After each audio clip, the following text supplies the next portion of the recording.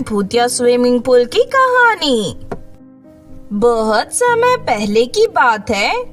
एक गांव में रोहिणी नाम की एक गरीब लड़की रहा करती थी।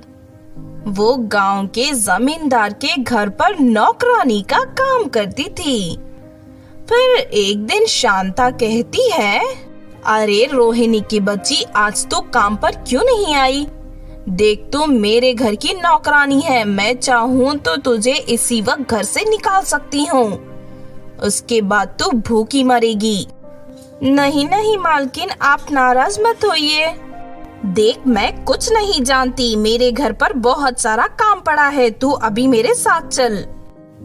बस थोड़ी देर रुकिए मालकिन, मैं यहाँ जमीन में ये पौधे लगाकर आपके साथ चलती हूँ। इतना कहकर रोहिणी जमीन पर खुदाई करना शुरू कर देती है।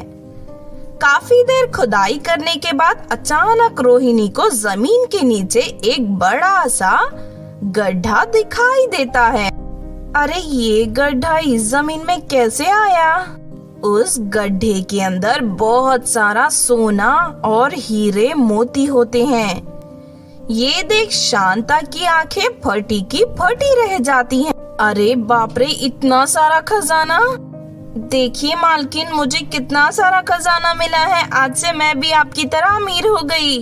ये कहकर रोहिणी खुशी से नाचने लगती है। ये देख शांता को रोहिणी से बहुत जलन लगती है और उसका मन भी लालच से भर उठता है। शांता उसी वक्त अपने पति को फोन करके वहाँ बुला लेती है। देख रोहिणी, तो ये सारा खजाना मुझे दे दे। मैं तुझे इसके बदले में ढेर सारे पैसे दूंगी। रोहिणी समझ जाती है कि शांता के मन में लालच आ गया है। रोहिणी कहती है, नहीं नहीं, ये खजाना मुझे मेरी किस्मत से मिला है। मैं ये खजाना आपको बिल्कुल नहीं दूंगी। सुनिए जी, ये इस तरह नहीं मानेगी। चलिए इससे खजाना छीन लेते हैं। अरे नहीं, खजाना छीनकर क्या फायदा होगा? ये बात तो सारे गांव वालों को बता देगी। फिर एक काम करते हैं, इसे जान से मार देते हैं। वैसे भी अभी तक इस खजाने के बारे में किसी को नहीं पता चला। हाँ, ये तुमने बिल्कुल ठीक कहा। हम इसे अपने घर में बने स्विमिंग पूल में ही डुबाकर मार देंगे। फिर लोगों से कह देंगे कि ये काम करते समय इसका पैर फिसल गया और ये स्विमिंग पूल में डूबकर मर गई। हाँ, इस तरह कोई हम पर शक नहीं करेगा और ये सारा खजाना हमारा हो जाए।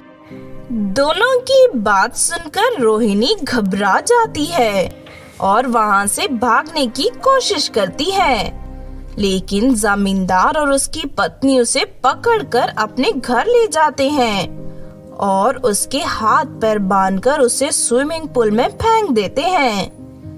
थोड़ी ही देर में पानी में डूबकर रोहिणी की मौत हो जाती है। फिर जमींदार की पत्नी सारा खजाना अपनी तिजोरी में छुपा देती है। दूसरी तरफ मरने के बाद रोहिणी एक चुड़ैल बनकर उस स्विमिंग पूल में रहने लगती है। फिर एक दिन जमींदार और उसकी पत्नी स्विमिंग पूल में नहाने के लिए ऊंचाई से कूदकर उसमें छलांग लगाते हैं, लेकिन तभी रोहिणी स्विमिंग पूल का सारा पानी गायब कर देती है और दोनों स्विमिंग पूल की खाली जमीन पर गिर जाते हैं। हाय, मर गया रे, मेरी तो टांग टूट गई। अरे कोई मुझे उठाओ, मेरी कमर टूट गई है। इस तरह जब भी दोनों उस स्विमिंग पूल के पास जाते थे तो रोहिणी उन्हें अलग अलग तरीके से डराकर परेशान करती थी।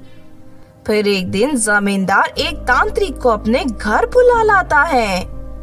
तांत्रिक जैसे ही स्विमिंग पूल के पास आता है, उसका सारा पानी खून की तरह लाल हो जाता है। अरे नहीं, ये तो एक भूतिया स्विमिंग पूल है। तभी रोहिणी चुड़ैल उसके सामने आकर खड़ी हो जाती है। उसे देख तांत्रिक डर के वहाँ से भाग जाता है। तुम दोनों ने खजाने के लालच में मेरी जान ली थी ना? अब मैं तुम दोनों को मार कर अपनी मौत का बदला लूंगी। नहीं नहीं रोहिणी, हमें माफ कर दो, हमसे गलती हो गई थी। हाँ, हम लालच में अंधे हो गए थे, हमें माफ कर दो। तभी जमींदार की बेटी आकर रोहिणी से माफी मांगने लगती है। प्लीज रोहिणी, तुम मेरे माता पिता को माफ कर दो। जमींदार की बेटी की बात सुनकर रोहिणी उन दोनों को माफ कर देती है। उसके बाद वो सारा खजाना गांव के गरीब लोगों में बांटकर हमेशा के लिए वहां से चली जाती है। इस तरह गांव के सभी लोग अमीर बन जाते हैं और उनकी जिंदगी खुशियों से भर जाती है। तो आपने देखा दोस्तों भूतिया स्विमिंग पूल की कहानी। इस कहानी से हमें ये सीख मिलती है कि हमें कभी भी लालच के चलते किसी का बुरा नहीं करना चाहिए। अगर ये कहानी आपको अच्छी लगी हो तो जरूर लाइक करें और हमारे चैनल छोटू टीवी को सब्सक्राइब भी कर लें। और हाँ दोस्तों, हमें कमेंट करके जरूर बताना कि आपको कहानी कैसी लगी।